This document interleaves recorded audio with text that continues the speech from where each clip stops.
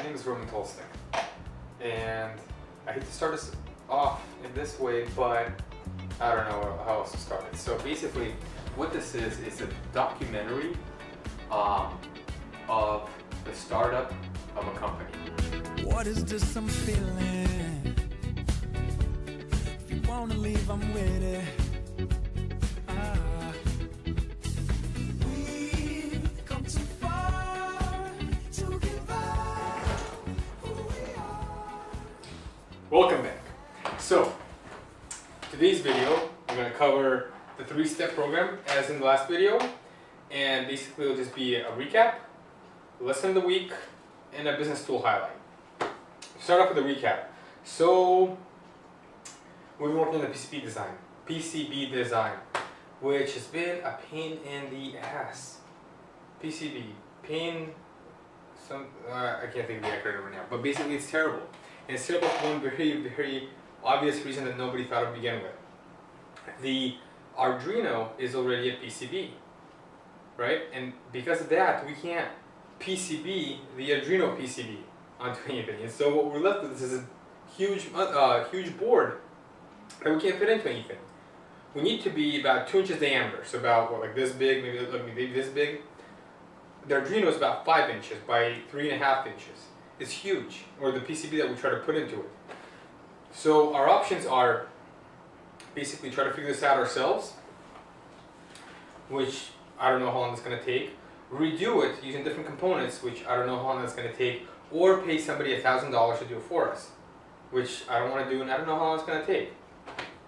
Right now, I'm going to get on the call with engineers, and we're just basically going to try to figure out what the game plan should be. And so we're going to, I think, tackle this from 2 different sides. One is that I'm going to have the guys working on basically restarting this with different components.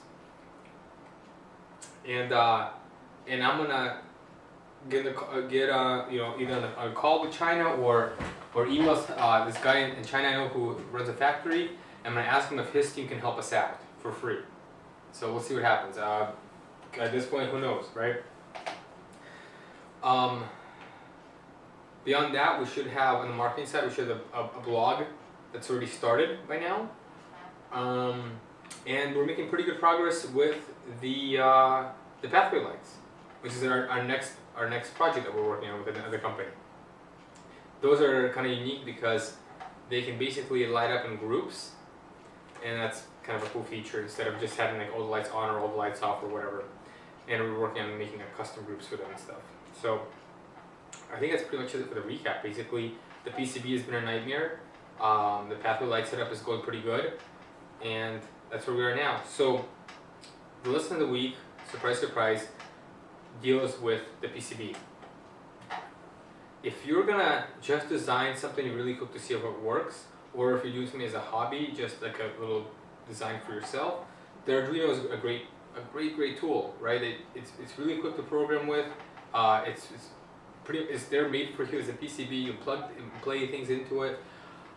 It's not so great for designing a product that you're gonna go to market with.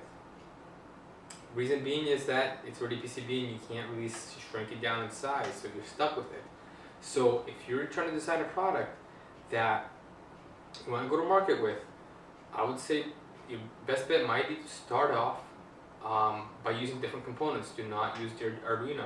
Now, over this upcoming week and maybe even longer, we're going to restart the process possibly. And if it's working, I'll be filling everybody in, and hopefully you guys can learn from our mistakes. And I think it pretty much covers the lesson of the week. Is think about what you want to do.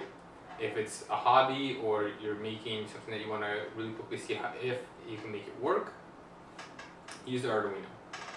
If you're gonna go into, if you're trying to make a product to go to the marketplace with, you might want to consider using smaller technologies that you could fit into a PCB design later, easily.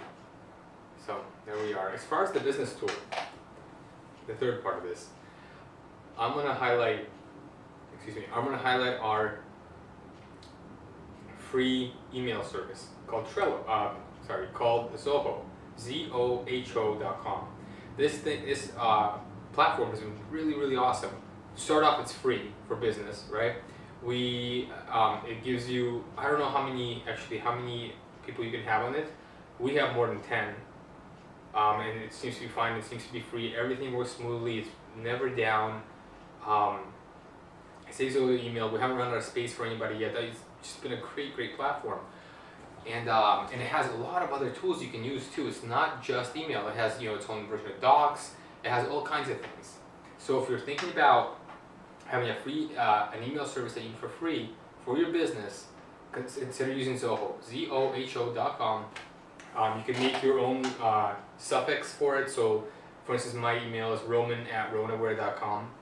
Everybody kind of has their own, their own email address, and it's really good.